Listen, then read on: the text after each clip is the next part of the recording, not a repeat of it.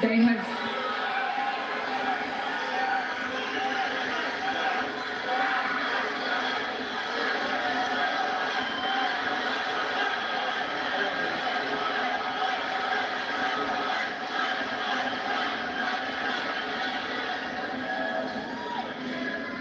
I joined with everyone in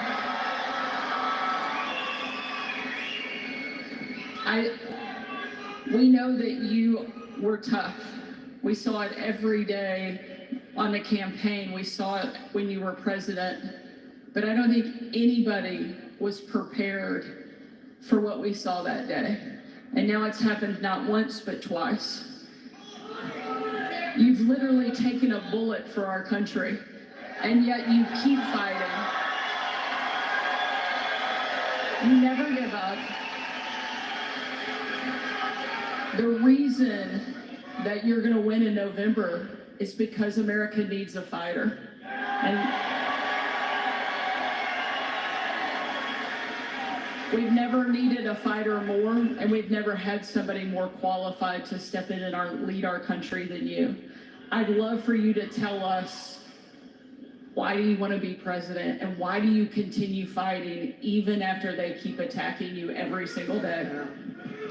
So we ran, thank you everybody. A lot of love in this room. I love you, you love me, and you love Sarah.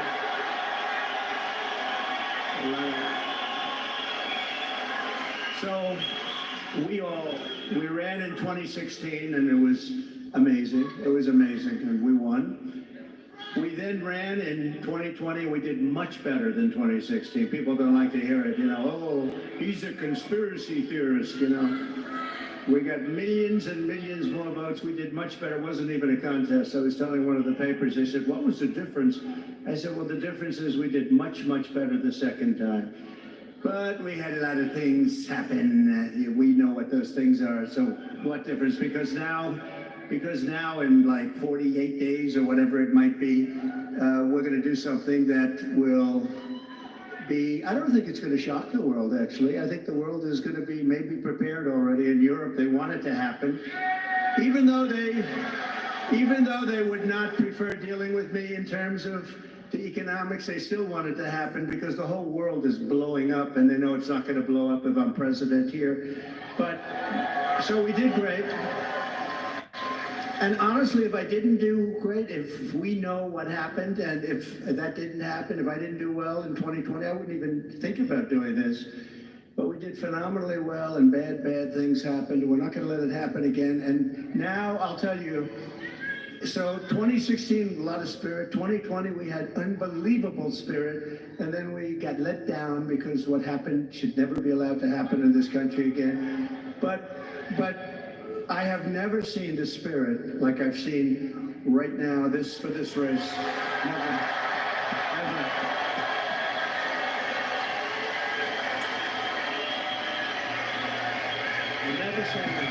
Never seen anything like that. It blows it away from 2016, from 2020. And basically, it's very simple. You're saying what?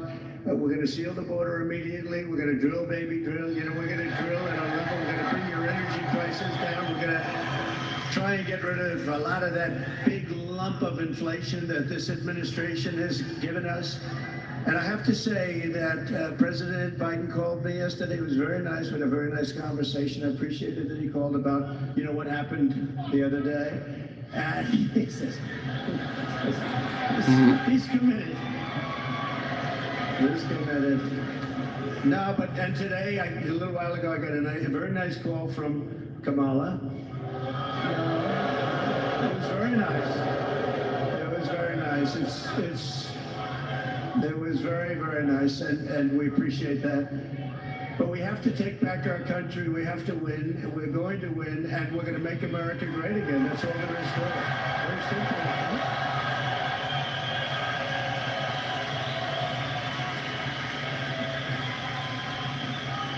I think it's safe to say that this crowd will all be voting for you.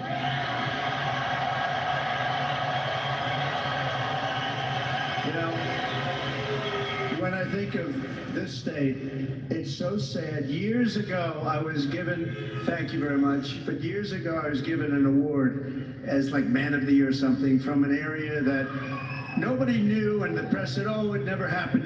Well, then it did happen. They found out where it was, but it was like 15 years ago.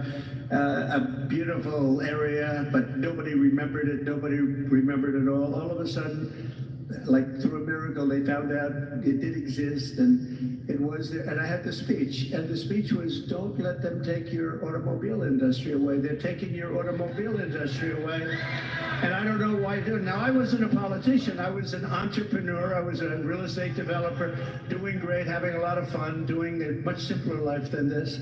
Who would think that a developer's life is simple, but it's a lot simpler than this. But I said, don't let them do that, because here I am in Michigan, and I was getting an award, and I'm making a speech. I'm saying, what am I going to say? But I just watched Common Sense. I saw them leaving for Mexico, leaving for China.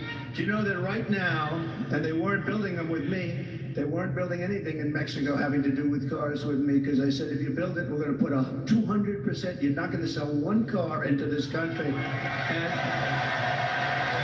But right now, they're building some of the largest auto plants anywhere in the world ever built. I have a friend that does that for a living, very good at it. He's the best, I think. And he's actually a contributor, a supporter, but he builds the plants. And I say, you know, I'd like to go see a plant, a really great auto plant. You know, it's amazing technology, amazing what they do, really incredible, the amount of automobiles they can produce and the size of these things. I'd like to see a real modern plant.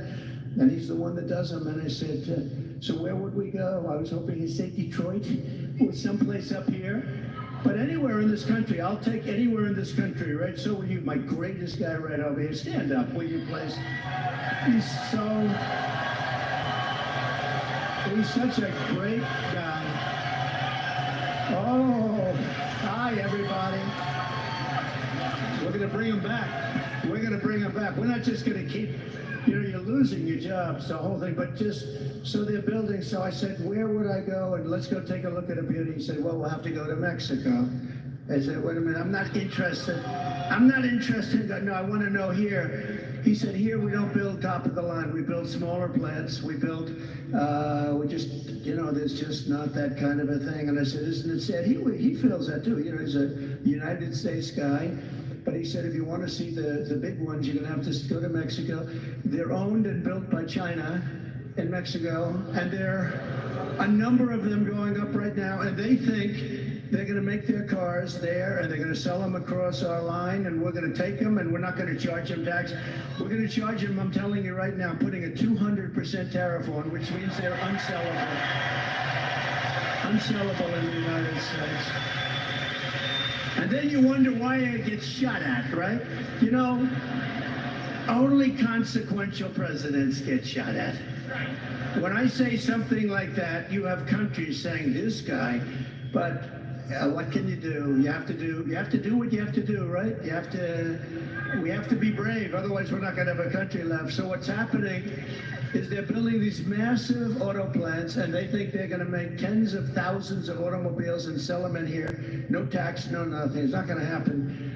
When you put on tariffs are the greatest thing ever invented. I took in $467 billion from China. Nobody else took in anything, and China's economy is not even doing that well. And Biden, you know, they have not been able, and Kamala, they have not been able to take those tariffs off because there's so much money. And frankly, if they did take them off, this country would be flooded with Chinese cars. You don't have the Chinese cars. We put a pretty good tariff on. It was going to be lifted at some point. Then we had COVID. We did a tremendous job in COVID. We gave you a stock market that was higher than just prior to COVID coming in. And we did a great job. We never got credit. We got credit for the best economy maybe ever. We got credit for having defeated ISIS and having rebuilt our military. We shouldn't have given, Sarah, we shouldn't have given $85 billion worth of equipment to the Taliban, to Afghanistan. In I think the most embarrassing moment in the history of our country. That whole thing was the most, when we were leaving with me. I was the one that got it down to the right number. We were going to keep the big airbase, which is exactly 1 hour away from where China makes its nuclear weapons. Think of that, 1 hour away, and we gave it up. We just gave it up. One of the biggest, one of the most, we spent billions and billions of dollars many years ago. The runways can hold more weight than any runway ever built. Think of that. They're, I think, 19,000 feet long, which is, 3 times what a normal runway would be. It's called Bagram. And we were going to keep that because of China, not because of Afghanistan, being 1 hour away from where they make their nuclear weapons. So that was a good one. We left. We left, and the way we got out was so embarrassing. And because of that, first of all, 13 dead soldiers. I've gotten to know their families. They're incredible families, but they'll never be the same. Many badly injured, Nobody, Sarah, nobody ever talks about the soldiers that are badly injured. They talk about 13 dead, and we always have to say that, number one, and great families. But nobody ever mentions the fact that some of the soldiers were hurt so badly, the arms, the legs, the face, like obliteration. We left American citizens behind, and they're not too happy, I can imagine, but if they're living, and we also gave them $85 billion worth of the best military equipment, all beautiful, brand new, between the goggles and the planes and the armor-plated cars. We gave them armor-plated trucks and cars and vehicles, and so much, and they're one of the largest sellers now today of military equipment in the world. They're selling this stuff. 777,000 rifles and guns. Think of that. How do you have that anyway? Who would put that? We have 71,000 trucks and cars, and again, many of them armor-plated. So what happened is when Russia looked at that, they said, we're going to invade.